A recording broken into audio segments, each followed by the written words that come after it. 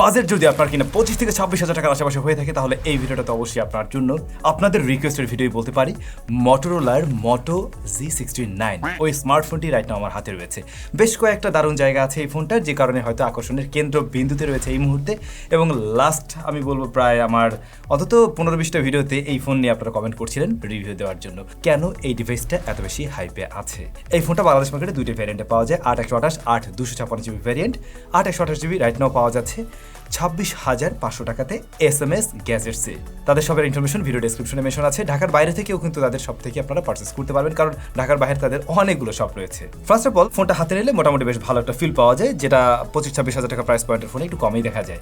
এই ফোনটার ডিসপ্লেতেও curve panel রয়েছে, তবে একদম সুপার লেভেলের অনেক বেশি কার্ভ এমন নয়। আবার ফোনটা আপনি যখন দুই পাশ থেকে কার্ভ পাচ্ছেন হাতের মাঝে আর কি, ওই ফিলটা বেশ ভালো দেয়। রিয়ার প্যানেলে সিলিকন কার্বন বা বলতে পারেন লেদার ব্যাগ, অথবা এইভাবে বলতে পারেন ইকো লেদার। বডি ফ্রেমে 3.5 মিলিমিটার হেডফোন জ্যাক নেই। অবশ্যই সেকেন্ডারি নয়েজ ক্যান্সেলেশন মাইকটা আপনি পেয়ে যাচ্ছেন। এটা প্লাস্টিক বিল্ড ডিভাইস, হাতে নিলে ওই ফিলটা পাবেন। তবে সত্যি বলতে কি, মোটোরোলার এই ডিজাইনটা আমরা আরো বেশ কিছু মডেলেই দেখেছি, এমনকি জি সিরিজেই। সো ওই জায়গায় নতুনত্ব তেমন কিছু নেই। এইটা নিয়ে আমার একটু কমপ্লেন থাকলো। IP68 এর রেটিং আছে এই ডিভাইসটাতে, এবং ডিসপ্লেকে প্রোটেকশন করছে কর্নিং গরিলা গ্লাস 5। তো প্রোটেকশনের বেলায় মোটামুটি ঠিকই আছে বলা যায়। ভাইজান, যারা কিনা আমাদের কমার্শিয়ালের জন্য ওয়েট করছিলেন, বলছিলেন যে আমাদের নিজেদের টি শার্ট, শার্ট, প্যান্ট, এমনকি ক্যাপ কবে আসবে, খুব শীঘ্রই আসতে চলছে। নামটা এখনই বলবো না, বাট খুব শীঘ্রই আসতে চলছে আপনাদের সাথে, মানে অলরেডি প্রোডাকশনে আছে আর কি।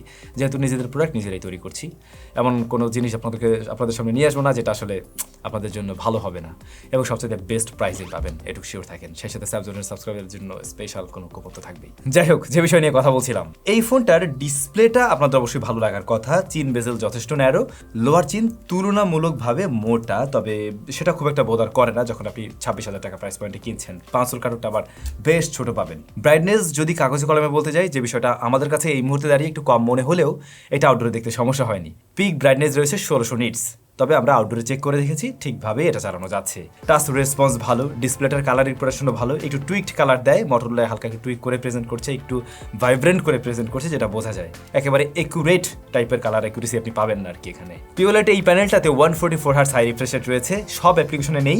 আপনারা ম্যাক্সিমাম অ্যাপের ক্ষেত্রে 120 হার্টজ লক্ষ্য করবেন, কিছু কিছু অ্যাপ 144 হার্টজে যায়, কোনোটা 90 হার্টজেও লক করতে আমি দেখেছি। তবে ওভারঅল ডিসপ্লেতে স্মুথ। বাট আমার একটা ছোট্ট কমপ্লেন থাকবে, আনঅফিশিয়ালভাবে আমরা 26,000 টাকা প্রাইস পয়েন্টে হয়তো এখন 1.5K রেজলিউশনের প্যানেলও দেখি। এই ফোনটাতে আমরা দেখছি ফুল এইচডি প্লাস রেজলিউশন। যদি ফুল এইচডি প্লাসই আপনার হয়ে যায় এই বাজেটে, তাহলে আমার মনে হয় না এই ফোনের ডিসপ্লে নিয়ে কোনো কমপ্লেন থাকবে। হ্যাঁ, অনেকের কাছে কমপ্লেন থাকতেই পারে। আপনি যদি কিনা ফ্ল্যাট প্যানেল পছন্দ করেন, তাহলে সেই বিষয়টা টোটালি আপনার উপরেই থাকলো। পার্সোনালি এই প্রাইস পয়েন্ট থেকে ডিসপ্লেটা আমার জন্য আমি মনে করি ওকে আছে। এরপর যদি যাই ক্যামেরাতে, মোটোরোলার অনেক ফোনে আমরা দেখেছি ক্যামেরাতে খুব একটা ভালো করে নাই, বাট লাস্ট কয়েকটা জেনারেশনের ফোনে আমরা দেখছি ভালো করার চেষ্টা করছে। সেই ধারাবাহিকতাটা আমরা এই ফোনটাতে লক্ষ্য করছি। রিয়ারে 50 মেগাপিক্সেলের মেইন শুটার আছে, যেখানে আপনারা OIS পেয়ে যাবেন। পরবর্তী শুটার 8 মেগাপিক্সেলের, এটা আবার আলট্রা ওয়াইডে ছবি নেয়, টেলিফটো নেই। আর একটু বাড়ালে এটার যে হাইয়েস্ট ভ্যারিয়েন্ট 8/256, ওটা 29,000 টাকায় পাওয়া যায়।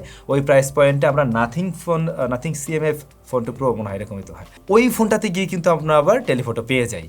সো সেইখানে ওনার কমতি আছে যদি হাইয়েস্ট ভ্যারিয়েন্টের সাথে কম্পেয়ার করি। আর যদি 8/128 নিয়ে কম্পেয়ার করি, তাহলে এই সেটআপকে খারাপ বলা যায় না। আবার এটাও ঠিক, এই ফোনটার এই মেইন ক্যামেরার রেজাল্ট কিন্তু যথেষ্ট ভালো। শার্পনেস ডিটেল বেশ ভালো পাবেন। প্রপার লাইটিং কন্ডিশনের ছবিগুলোতে ভালো রকমের লাইট রয়েছে, বেশ ক্রিস্প টাইপের একটা ছবি দেয়। ছবিগুলো একটু জুম করে নিয়েও আপনি খুব সহজেই ব্যবহার করতে পারবেন। তাছাড়া ছবির কালার রিপ্রোডাকশন একেবারে ন্যাচারাল না হলেও একটু ভাইব্রেন্ট করে প্রেজেন্ট করে, স্যাচুরেটেডের দিকে যাচ্ছে না, একটু ভাইব্রেন্ট, যেটা দেখতে ভালো লাগছে। Dynamic sandal good and up wider এই প্রাইস পয়েন্টের ফোনের সাথে আমি কম্পেয়ার করেই বলছি। লো লাইটের দিকে কিছুটা সফট করে, নয়েজ গ্রেন অনেকটাই কাট করে দিয়ে প্রেজেন্ট করে এর নাইট মোডটা আর কি, যা দেখতে খারাপ লাগে না, বাট কন্ট্রাস্টের পরিমাণটা একটু বেশি লাগতে পারে অনেকের কাছেই। তাছাড়া পোর্ট্রেট মোড ভালো লাগবে, আলাদা ফোকাল লেন্থে আপনি ছবি তুলতে পারবেন, যদিও বা টেলিফটো নেই তারপরও তুলতে পারবেন। বরং হাইস্ট ফোকাল লেন্থেরগুলোই ভালো লাগছে। ডিজিটাল জুম করে দেওয়ার কারণে একটু সফটনেস মনে হতে পারে। আপনার প্রসেসিং সেগুলোকে বেটার করার ট্রাই করে, স্টিল কিছুটা সফট মনে হবে। 1x এর ক্ষেত্রে আরও বেটার ডিটেলড মনে হয় ছবিগুলো। বাট দেখতে ভালো লাগে 35 এবং 50 এর ছবিগুলো। আর আলট্রাওয়াইড শুটারটা এই প্রাইস পয়েন্টের যদি আমরা কোনো স্মার্টফোনে পাই খুবই কম দেখা যায়, সেগুলোর সাথে অ্যাজ ইউজুয়াল কম্পেয়ার করা যায়, কিন্তু ভালো লাইটিং কন্ডিশনে শার্পনেস ডিটেল ভালোই রাখে। কালারটা একটু মেইন ক্যামেরার থেকে টুইকড, এখানে আরেকটু বেশি ভাইব্রেন্ট মনে হয়, একটু স্যাচুরেটেডও মনে হয়। লো লাইটে মেইন ক্যামেরার যতটা ভালো রেজাল্ট দিচ্ছিল এটা ঠিক ততটা না পারলেও আপনি মানে আর্টিফিশিয়াল লাইট যদি মোটামুটি থাকে তাহলে ব্যবহার উপযোগী ছবি বের করা সম্ভব। ক্যামেরাটা মানে মেইন ক্যামেরাটা আমি বলবো এই প্রাইস পয়েন্টেরই অনেক আনঅফিশিয়াল ফোনের চাইতে ভালো করছে। এরপর যদি চলে আসি ফ্রন্ট ফেসিং ক্যামেরায়, যেখানে আমরা দেখছি 32 মেগাপিক্সেলের শুটার রয়েছে এবং যারা সেলফি লাভার তাদেরকে টার্গেট করতে পারবে বোঝাই যাচ্ছে, কারণ সেলফিগুলো বেশ সুন্দর আসে। আই মিন স্ক্রিনটা গ্লো করে, একটু ফর্সা করে দেয়, ওটার মতো আছে। এমনকি একদম আউটডোরে গিয়েও আমরা সেই ব্যাপারটাই নোটিস করছিলাম। আর একটু ন্যাচারাল টোন দিলে আমার বেশি ভালো লাগতো আর কি। লো লাইটে কিছুটা সফট করলেও ছবিগুলো বেশ ব্রাইট। ভিডিও রেকর্ড করা যায় বোথ সাইডের ক্যামেরায় 4K 30 fps। এই ব্যাপারটা আবার অনেকের কাছেই কাজে লাগবে। রিয়ারের ক্যামেরা যেমনটা দেখছেন 4K 30 fps এর পাশাপাশি আমরা যখন কিনা YSES পেয়ে যাচ্ছি, স্টেবিলিটি বেশ ভালো। 60 fps পেলে আরও বেশি খুশি হইতেন আমার মতো অনেকেই, বাট নেই সেটা। স্টিল 30 fps দিয়েও কাজে লাগাতে পারবেন, কারণ ভিডিও মোটামুটি মানে জিটারিং ফ্রি, হালকা জিটারিং আছে আর কি। আর এইটা হচ্ছে ফ্রন্ট ফেসিং ক্যামেরার ভিডিও স্যাম্পল আর্টিফিশিয়াল লাইটিং কন্ডিশনে। যেমনটা দেখছেন একটু সফট লাগে স্ক্রিনটা, একটু আর্টিফিশিয়াল সফটনেস লক্ষ্য করা যায়, লক্ষ্য করা যায়। আর একটা ব্যাপার হলো ক্যাপের কালারটা এতটাও রেড না যেটা এখানে প্রেজেন্ট করছে, সেই সাথে সাউন্ডটাও কিন্তু রেকর্ড হচ্ছিল স্মার্টফোনেই। তো যারা কিনা ফ্রন্ট ফেসিং ক্যামেরায় ভিডিও রেকর্ড করতে চান তারা চাইলে কিন্তু এই ডিভাইসটা দিয়ে সেই কাজটুকু করতে পারবেন, অনেকেরই প্রয়োজন হয় হয়তোবা। ওভারঅল এই ফোনটার ক্যামেরা সেটআপটা জাস্ট টেলিফটোটা বাদে ভালো আছে, ঠিক আছে, এই প্রাইস পয়েন্ট থেকে আপনাকে সন্তুষ্ট করতে পারে। Alright, very good. চলে আসছি পারফরমেন্স সেকশনে। স্মার্টফোনটিতে অ্যান্ড্রয়েড আপডেট দেবে ওরা, মানে মেজর আপডেটের ক্ষেত্রে আর একটা দেবে আর কি। তো এখন আপাতত রান করছে অ্যান্ড্রয়েড 15-এ। আমি আশা করছিলাম অ্যাটলিস্ট 3টা দেবে, সেটা থাকলেই বরং এই প্রাইস পয়েন্ট থেকে ঠিক হতো। এই জায়গায় কমতি আছে, মাথায় রাখতে পারেন। এরপরে প্রসেসর হিসেবে রয়েছে Snapdragon 7S Gen 2। 7S Gen 2 আমরা 30,000 টাকা প্রাইস পয়েন্টে অনেক ফোনে ব্যবহার করেছি, স্টিল পাওয়া যায়। সেই জায়গায় এই প্রসেসরটাকে আমি খারাপ বলছি না যখন আপনি 26,000 টাকা প্রাইস পয়েন্টে পেয়ে যাচ্ছেন আর কি। আর এই ফোনটার স্টোরেজ টাইপ UFS 2.2, এইখানে আবার কমতি আছে। UFS 2.2 এই যুগে এসে একটু কম মনে হয়, 3.1 হলে পরে আরো জোস হতো। আর কম দামের ফোনেও আমরা পেয়েছি। এই রিড রাইট স্পিডটা আমরা টেস্ট করে দেখছিলাম যে ওই অ্যাজ ইউজুয়াল 2.2 যেমনটা হয় ওরকমই পাচ্ছি আর কি। বাই দ্য ওয়ে 3 বছরের সিকিউরিটি আপডেট পাওয়া যাবে, 1 বছরের মেজর পেলেও 3 বছরের সিকিউরিটি পাবেন। 8/128 8/256 জিবিতে পাওয়া যায় বলছিলাম। এখন স্ন্যাপড্রাগন 7S Gen 2 এই ফোনটাকে খুব একটা হিট জেনারেট করছেন আর কি। হালকা ওয়ার্ম হয় ডে টু ডে টাস্কে, মাল্টিটাস্কিংও ভালো রেজাল্টই দেয়। 8GB র্যাম, ম্যানেজমেন্টটা ভালো হওয়াতে আপনি বেশ কয়েকটা অ্যাপ্লিকেশন নিয়ে অ্যাটেন্ড কাজ করতে পারবেন। App open close time super ফাস্টার না হলেও এটাকে ডিলে বলা যায় না এই প্রাইস পয়েন্টের ফোন অনুযায়ী। ওহো, একটা ব্যাপার তো বলা হলো না, ক্যামেরা টু API লেভেল 3 পর্যন্ত আনলক আছে। ক্যামেরার ক্ষেত্রে এটা বলা উচিত ছিল।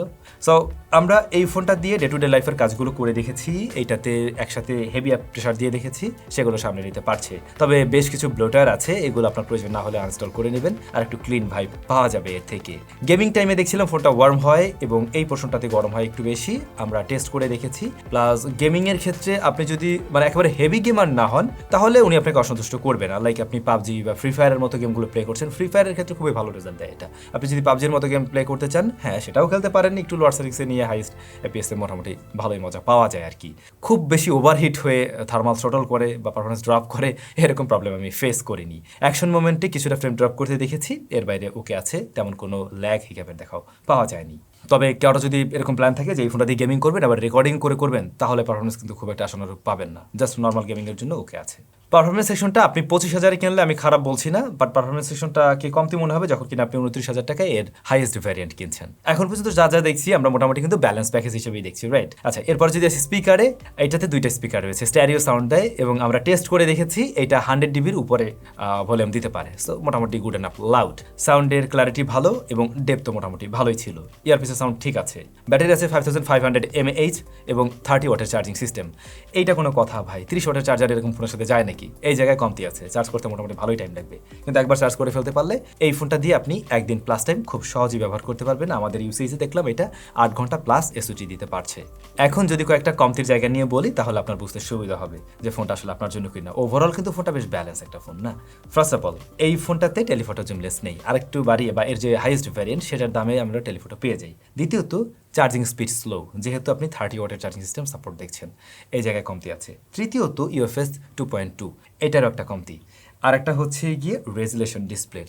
আমরা এরকম প্রাইস পয়েন্টও বোধ হয় 1.5K পাই, সেই জায়গায় কমতি আছে, এমনকি অফিসিয়াল ফোনেও পাওয়া যায়।